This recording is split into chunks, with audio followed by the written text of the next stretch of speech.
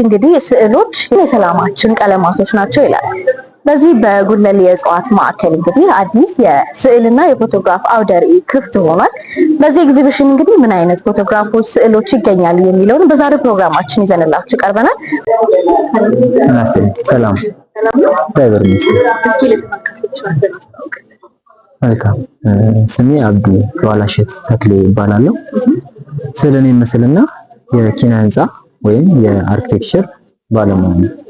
እስኪ እንደው ስዕልንና ሰዓሊያን ስታስብ ምን ትላለህ? እንዴት ነው የምትገልጸው? ጥሩ ጥያቄ። እንግዲህ ስዕልን ሳስብ ወደ ልጅነቴ ነው የሚመልሰኝ። ሳስብና 99 ዓመተ ምህረት አካባቢ ተማርኩበትን ትምህርት ቤት ነው የማስታውሰውና ተርኒንግ ፖይንት የነበረው መምህር ፊቱ ላይ ትንሽ ጠባሳ ያለበት አጠር ያለ ሰውዬ ቀይ ሰው ነበረ እና ስለ ስዕል የሚነግረን ታሪኮች ትዝ የሚሉኝ ማለት ነውና በወቅቱ የነበረኝን የስዕል መስመር አንድ የህይወት አካል እንደምንለው አንድ ስንተው አካል መቼ ነው ስዕል ተሰጥቶ እንዳለ ወይ ችሎታ እንዳለ ያወቀው? መቼ ነው ተመሳሳይ ተማርከው? የቅዱሳን ስዕላት ትምህርት ነው መነሻዎችና ያንንም ከአራተኛ ክፍል ጀምሮ በመናገሻ በሚተጽ ቅዱስ ጊዮርጊስ ቤተክርስቲያን በመማር ነው እንግዲህ ያሳለፍኩት ማለት ነው። በጣም ቆንጆ ስዕል ነው በነገራችን ላይ። እሺ ታሳቢናችሁ ጋር ስለተዋወቅን እንዲሁ ገባን። እስኪ በቅድሚያ ለተመልካቾች ራስሽን አስተዋውቂ። ምስራች ይባላል። ሰዓሊና የስነ ጥበብ አስተማሪ ነኝ። አሁን ደግሞ ስነ ጥበብና ተፈጥሮ በሚል ርዕስ ይሄንን ስዕል አውደ ርዕይ እያቀረብን አብረን ከበግሮ ስዕል ግን ከማየታችን በፊት እስኪ መጀመሪያ ስዕል ላንቺ ምን ማለት ነው? እንዴት ትገልጫለሽ? ስዕል ለኔ አንድ ተፈጥሮ ነው፣ ስሜት ነው፣ ሲቀጥል ህይወት ነው እና እያንዳንዱ ህይወት የሚሰጡንን እና ስሜት የሚሰጡንን ነገሮች ላይ ነው አይዲያችንን ፎከስ የሚያደርገው ሁልጊዜ ማለት ነው። ምክንያቱም ሰው አካባቢውን ይመስላል፣ የራሱን ህይወት ይመስላል፣ ባክግራውንዱን ይመስላል እና ሩቅ አይደለም። ስዕል ማለት ተፈጥሮ ማለት ነው፣ ያደግንበት የምንኖርበት ቀጣይ ደግሞ የምናስበው ፊቸራችን። ብዙ ጊዜ መነሻ ሀሳቦች ፎከስ የማደርግባቸው ስሜቶች ወይም ልናገርባቸው የምፈልጋቸው መልእክቶች ናቸው።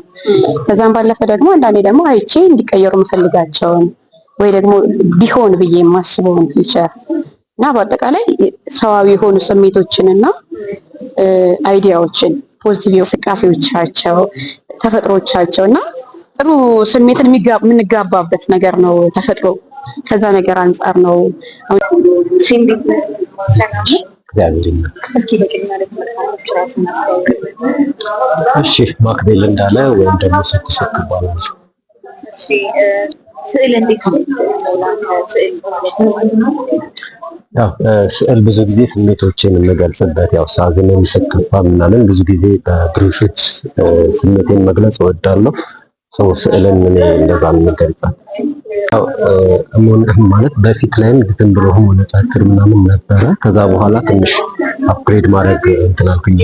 የአርት ስኩሎች ምናምን ሄጄ መጎብኘት ጀመርኩ። መስራት አይደለም መጎብኘት ምናምን ጀመርኩኝ። ከዛ እነሱን ሲሰሩ አብሬያቸው መስራት ምናምን ያዳበርኩ ትንሽ ከፍ ወዳለ ለመጣ ወደ መሳል ምናምን ከሽጥላን በጣም ማደንቀው ማለት አብረን ኮኔክሽን ነበረን ከሱ ጋር እሱን በቅርበት የማየት ማጋጣሚ ነበረኝ። ስለዚህ ከሱ ጋር ምናምን እዚህ ጋር አንድ አካል ጉዳተኛ ወጣት አለ ተመርቆ ዊልቸር ላይ ቁጭ ያለ። ከሱ በስተጀርባ ደግሞ አረንጓዴ ተፈጥሮዎች አሉ። ተፈጥሮ ተወዳለሁ። በዚህኛው ተፈጥሮ ምንድነው አካል ጉዳተኛው ያለበት ተጽዕኖ በመንገዱ በኩል የተንጸባረቀው ማለት ነው። አካል ጉዳተኛው እየደረሰበት ያለው ተጽዕኖ ማህበረሰባዊ ምናምን የሚባሉ ነገሮች አሉ አይደል? እነሱን ለማስቀመጥ ሞክሬያለሁ በሲምቦሊክ። እዚህ ጋር የምታያት ቁልፍ አለች። እሱ ደግሞ የስኬቱ ቁልፍ ወይም ደግሞ የህልሙ መፍቻ ተደርጋ የተቀመጠች ነች። እዛ ጋር የምታየው ደግሞ ተራራ ነው። እሱ ደግሞ ስኬቱ ነው ወይ ደግሞ መዳረሻው ነው። እንደምታየው ኮረኮንቾች ምናምን ነገር አሉ። በዚህ ሁሉ በኩል አልፎ የሚደርስበት ስኬትን ለማሳየት የተጠቀምኩት ነው።